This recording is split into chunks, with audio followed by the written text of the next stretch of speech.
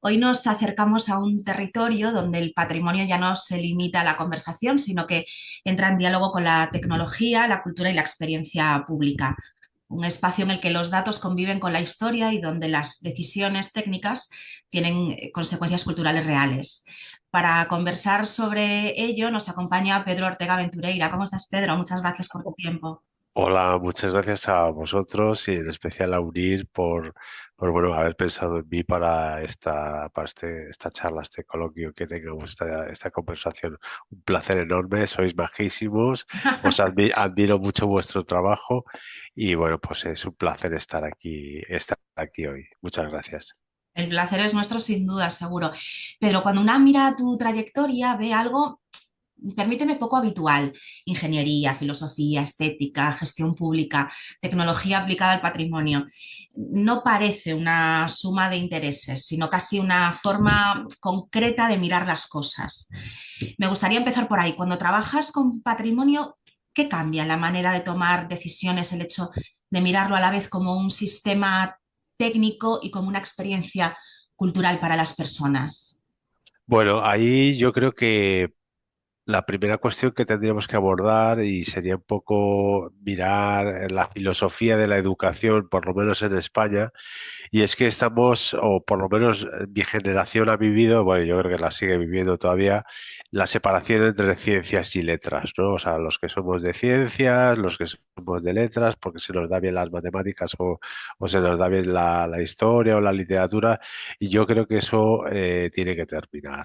Aunque sea un nivel no code y estas cosas, pero los humanistas tenemos que saber de tecnología, máxime cuando ha llegado la inteligencia artificial para quedarse. Tenemos que saber por lo menos manejarla, ponerla a nuestro servicio y entonces, bueno, pues los perfiles de humanidades digitales que ahora mismo existen solamente como másteres y como unas cosas un poco extrañas, pues yo creo que se tienen que convertir en grados y se tienen que ir normalizando. O sea, las carreras de humanidades van a tener que ir incluyendo en sus currículums un montón de elementos, digamos, de las tradicionales ciencias.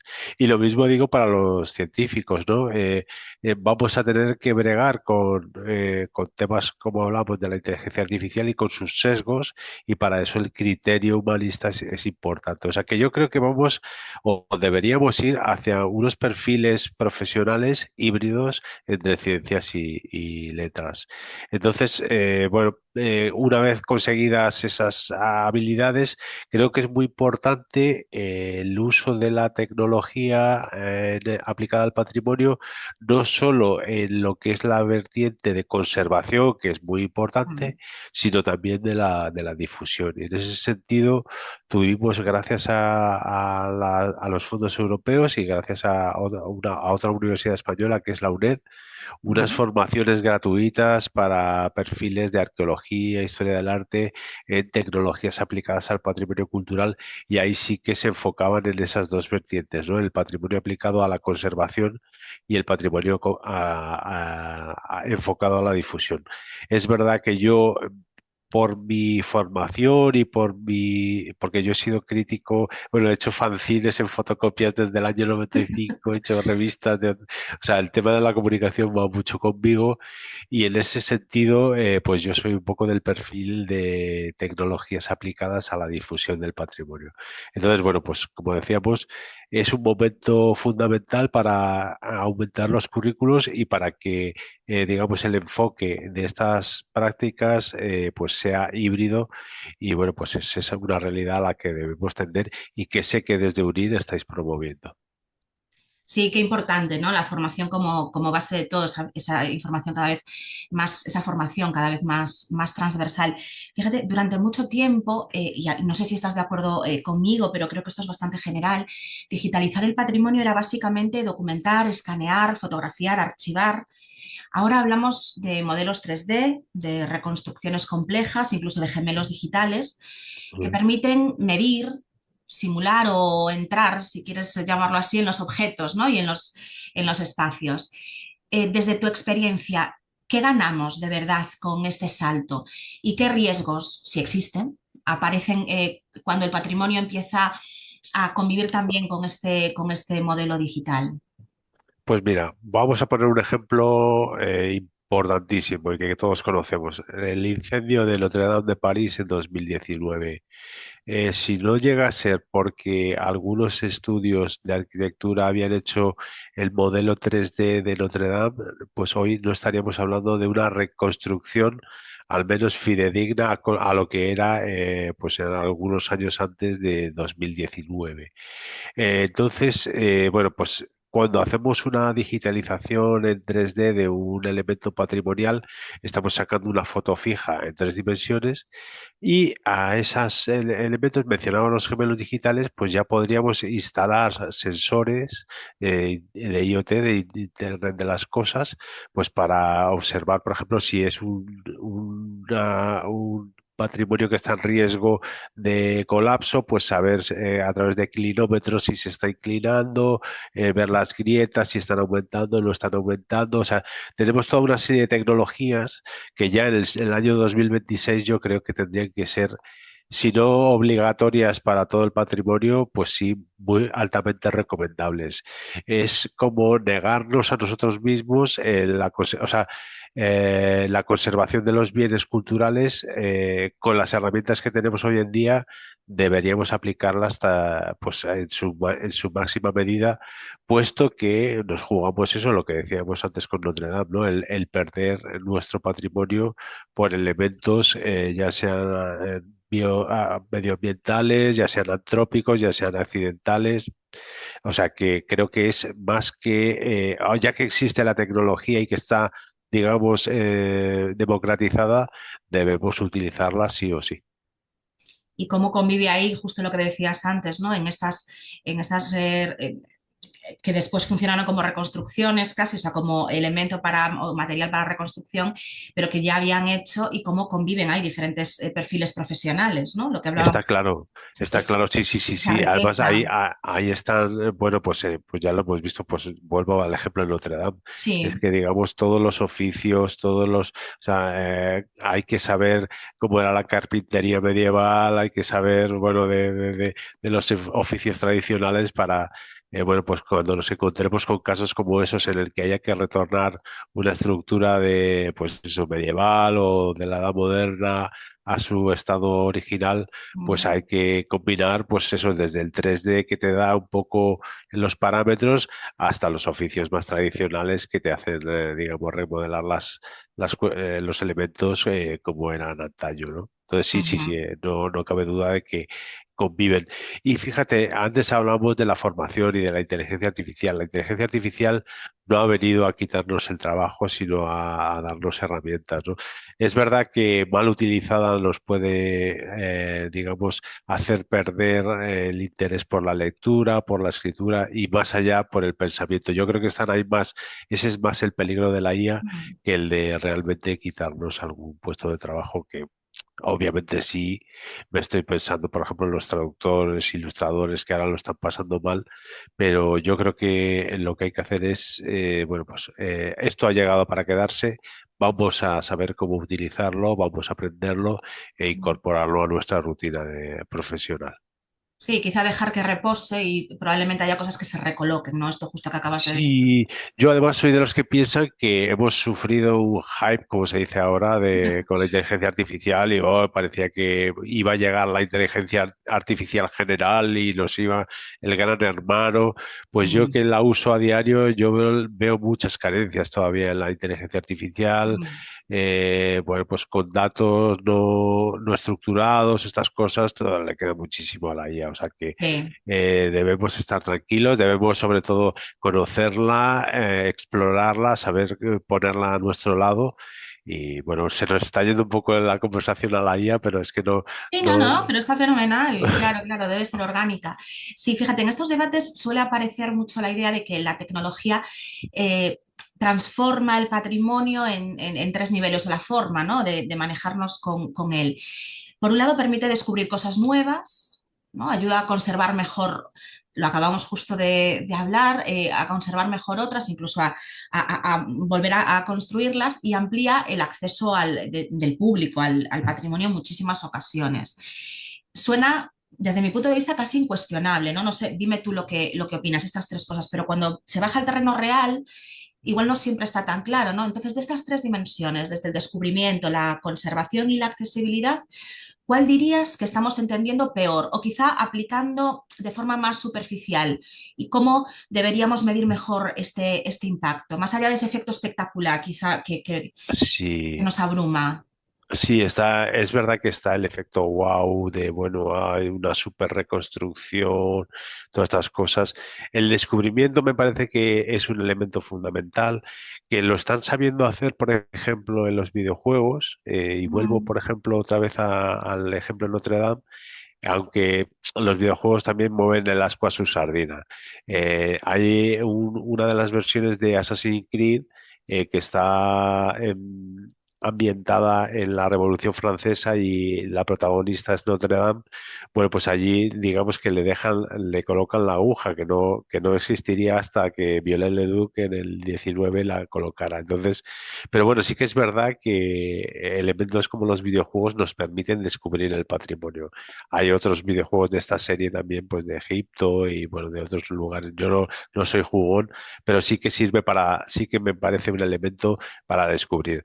Donde yo veo que eh, pecamos más o donde no lo hemos sabido todavía utilizar bien es en el campo de la accesibilidad, el campo de bueno, y en la conservación, como hablábamos antes, ¿no? Que nos falta todavía un poco de poner más recursos económicos y sobre todo más concienciación para la conservación. mm, Pero en la accesibilidad también es fundamental. Por ejemplo, para personas ciegas, mm, las reconstrucciones con maquetas 3D de los elementos o reproducciones 3D de elementos escultóricos, pues permiten a las personas ciegas, por ejemplo, poder tener, digamos, mayor acceso. Por ejemplo, nosotros en el ayuntamiento acabamos de trabajar en un proyecto muy chulo que es es muy simple porque no deja de ser una página web a la que tú te conectas por QR, pero que te mm, propone recorridos para el Museo de los Orígenes, el Museo de San Isidro de Madrid, pues en función de quién es el público al que que está visitando el lugar. Pueden ser gente joven o público familiar.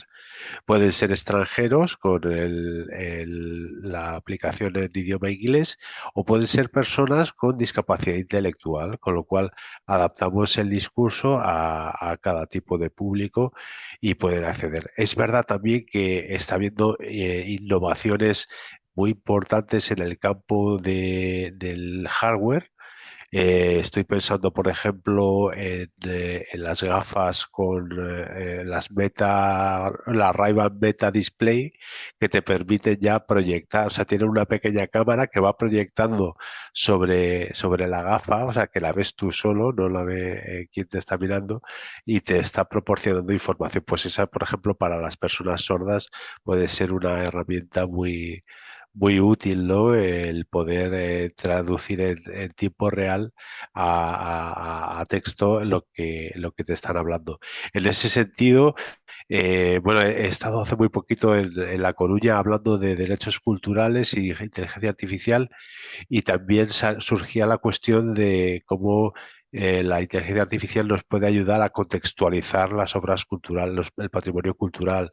Es verdad que podemos, no estamos muy acostumbrados a la mirada eurocéntrica, a la mirada occidental, pero si vamos, por ejemplo, a China y queremos descubrir su patrimonio, debemos cambiar el chip. Entonces, Apple, con sus AirPods Pro y su iPhone de última generación, te permiten descargarte lenguajes y con los cascos te permiten la traducción del idioma en tiempo real. O sea, estamos ya llegando a unas cotas de usos del hardware y de la inteligencia artificial sorprendentes. Entonces, digamos que si somos capaces de utilizar la tecnología para el desarrollo de digamos, de los derechos culturales, tanto para la accesibilidad como para, digamos, el evitar sesgos o el contextualizar correctamente el patrimonio para entenderlo en toda su dimensión, pues yo creo que estamos en un momento de expansión y que puede ser muy, vamos, que la tecnología es una aliada que tenemos que poner ya en marcha para ayudarnos en estas cuestiones. Eso es lo que creo. Sí, sí, sí, desde luego es un crecimiento riquísimo, sobre todo en estas cuestiones en las que las personas que trabajan o trabajamos con patrimonio de alguna manera debemos considerar, ¿no? Y que destaques esto de la accesibilidad es desde luego muy, muy oportuno. Desde la pandemia, que es como ese gran medidor, ¿no? Y sobre todo cuando hablamos, yo creo que de estas cuestiones tecnológicas, ¿no? Antes y después de la pandemia para muchas cosas, y para esto es recurrente siempre. Hemos visto una aceleración enorme en el uso de la tecnología, lo estás hablando tú, de la inteligencia artificial en museos y patrimonio, desde la catalogación automática, generación de contenidos, experiencias inmersivas que ya estaban presentes, ¿no? A veces da la sensación de que vamos muy rápido en el cómo, ¿no? Cómo hacemos, cómo resolvemos, cómo. Y pienso yo tanto que igual no demasiado en el para qué, ¿no? Y lo venías tú justo adelantando a lo que me encanta, ¿no? Porque estamos como en esta misma línea de diálogo.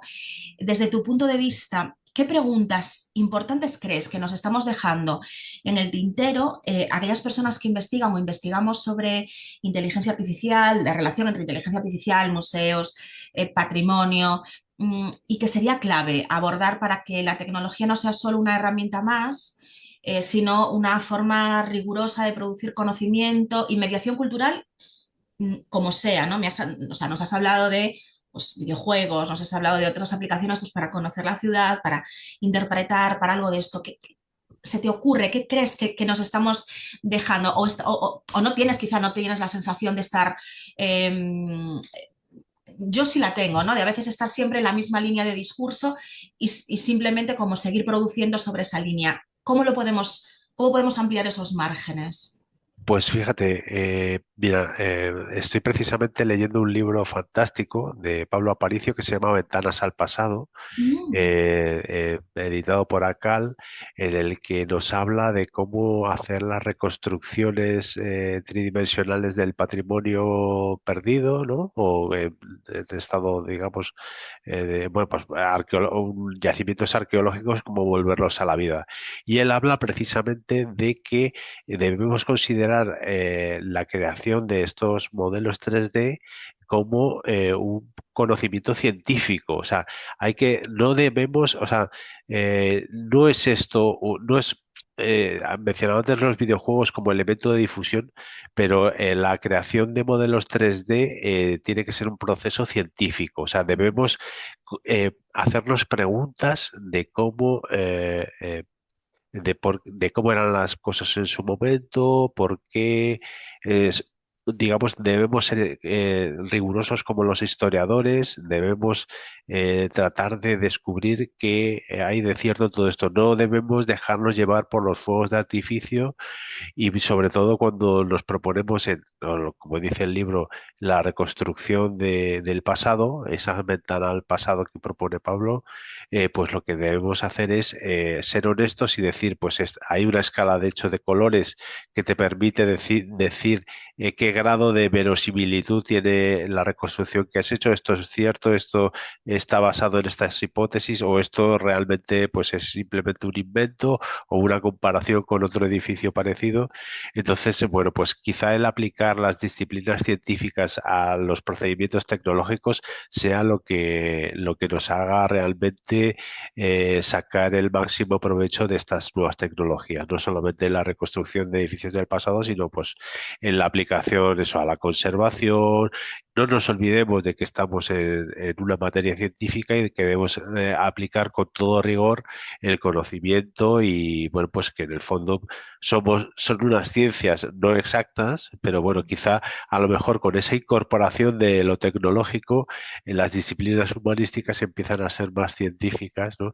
Y volvemos un poco entonces a lo que hablamos al principio, ¿no? De la convergencia de las disciplinas de ciencias y letras en la educación y sobre todo en la mentalidad de los que trabajamos en patrimonio o en historia o en arqueología o cualquier disciplina humanística que ya, pues como decimos, tiene que ser híbrida.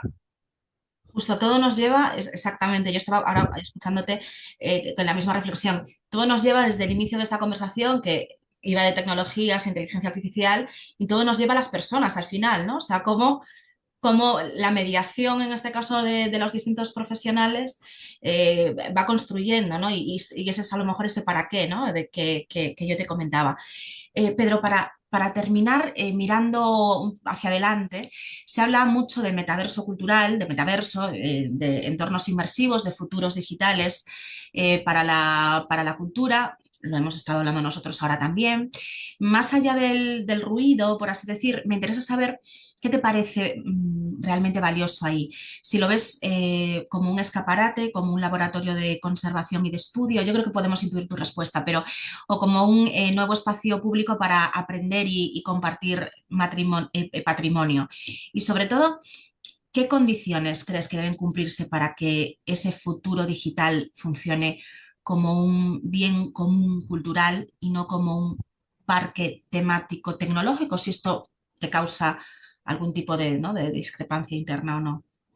Bueno, pues aquí yo te diría que yo sé que mi vida, por desgracia, mi vida es finita como la de todos y no va a dar lugar a visitar un montón de lugares patrimoniales que bueno, o a comprenderlos en su máxima expresión porque están en ruinas, ¿no? Mm, Entonces, yo siempre, vos sabes que tengo una newsletter que sí. ahora acaba de cambiar de formato, se llama ahora Observatorio del Patrimonio Digital y que es de periodicidad mensual. Entonces, ahí normalmente hago entrevistas, por ejemplo, a Cristina de Juana la hice hace muy poquito, y siempre les pregunto al final que qué opinan de la creación de un metaverso cultural y gratuito, porque creo que la gratuidad sería un elemento fundamental para ello. Entonces, bueno, pues que a lo largo de pues casi 70, 80 entrevistas que llevo ya a las espaldas, bueno, pues me van respondiendo los distintos profesionales de humanidades digitales, pues unas cosas u otras.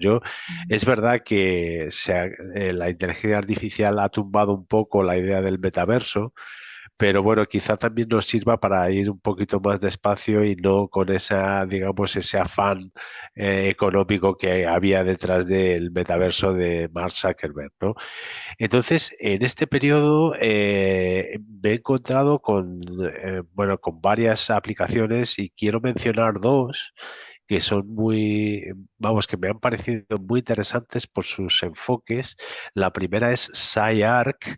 SciArc es una fundación norteamericana que está volcada sobre todo en culturas ancestrales y lo que hace es viajar a los sitios y elaborar contenido. Ellos lo llaman tapestry, o sea, tapetes en los que hay, por una parte, un modelo 3D del lugar más representativo, pero, digamos, la ruta interactiva que te proponen. No solamente está este modelo 3D, sino que tú tienes entrevistas a personas de esa comunidad, vídeos con danzas tribales de esa cultura, digamos que, bueno, pues proponer una experiencia multimedia bastante interesante y que contribuye a contextualizar ese patrimonio, ¿no? Entonces, Sayarc hace cosas muy chulas, además promueve cada año unas becas o bueno, para poder trabajar con ellos, pero también subvenciones para que lugares que no están catalogados en su plataforma puedan estarlo. Entonces su trabajo me parece fantástico. Y luego hay otro proyecto promovido por UNESCO y por el Reino de Arabia, que tenía como objetivo documentar en 3D, no solo documentar en 3D, sino también hacer visitas guiadas y además visitas que se pueden hacer en un móvil o en un ordenador, o sea, no requieren de gafas en 3D y estas cosas, que se llama Dive into Heritage y está hecha para los lugares de patrimonio mundial del norte de África. Y justo han intervenido ahí, quiero mencionarlo, dos empresas de Zaragoza. Una es Mm, Integra, que se ha ocupado de la fotogrametría, ya había hechas fotogrametrías, pero ellos han, digamos, homogeneizado todos los escaneos 3D y luego está Deusens, que es la que ha preparado, fíjate, es muy curioso porque han preparado una especie de CMS, ujú, de un gestor de contenido, para que, digamos, las experiencias no se limiten solo a esas que están ahora en la aplicación, sino que se puedan ampliar a otros lugares del patrimonio mundial. Y ahí tienes dos modalidades de acceso. Una, la de paseo libre, y en la cual tú te puedes mover a lo ancho y alto del modelo en 3D de cada uno de los lugares patrimoniales. Y luego hay, digamos, una visita guiada en la cual, pues bueno, tú vas avanzando con el scroll del ratón mm. y digamos que la aplicación te va proponiendo un discurso para que tú descubras ese patrimonio, ¿no? Pues son dos plataformas punteras hoy en día Mm.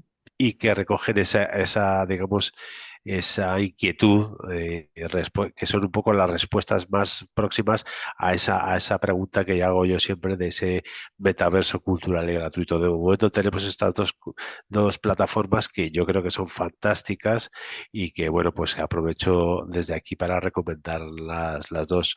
SciArc se escribe CYARK.org y Dive into Heritage es sumérgete en el patrimonio, Mm. diveintoheritage.unesco.org. Así que ahí dejo esas dos referencias para los que quieran descubrirlas, que seguro que lo van a disfrutar. Seguro que sí, hay proyectos realmente interesantísimos. Pedro, muchísimas gracias por compartir este tiempo y esta conversación tan rica. Hemos recorrido distintas formas de pensar la relación entre patrimonio, tecnología y cultura y sobre todo hemos abierto preguntas, dado respuesta también a muchas, nos has resuelto muchas dudas y que invitan también a seguir reflexionando sobre cómo se construye hoy el conocimiento cultural, cómo se vive desde la experiencia pública también. Gracias a los que nos han escuchado. Este episodio forma parte del proyecto Museotec, donde seguimos explorando cómo la tecnología y la inteligencia artificial pueden contribuir a una transferencia cultural más rigurosa, inclusiva y con sentido. Mil gracias, Pedro. Nada, el placer ha sido mío, Tatiana, y bueno, que sabéis que contáis conmigo. Mi foro de internet, mi boletín y bueno, aprovecho para hacer un poquito de spoiler. Por supuesto. Patrimonio Cultural Digital es una página web que he puesto en marcha para recoger el ecosistema del patrimonio digital, digamos, para que profesionales, entidades y proyectos de digitalización cultural se puedan incluir en un mapa interactivo, y también hay un pequeño laboratorio donde estoy empezando a hacer visualizaciones de datos y de experiencias con narrativas transmedia, y bueno, pues que invito a todos a que se den un paseo por ahí, que se suscriban a la newsletter. Yo también los animo y las animo. Mil gracias, Pedro. Hasta la próxima. Hasta la próxima.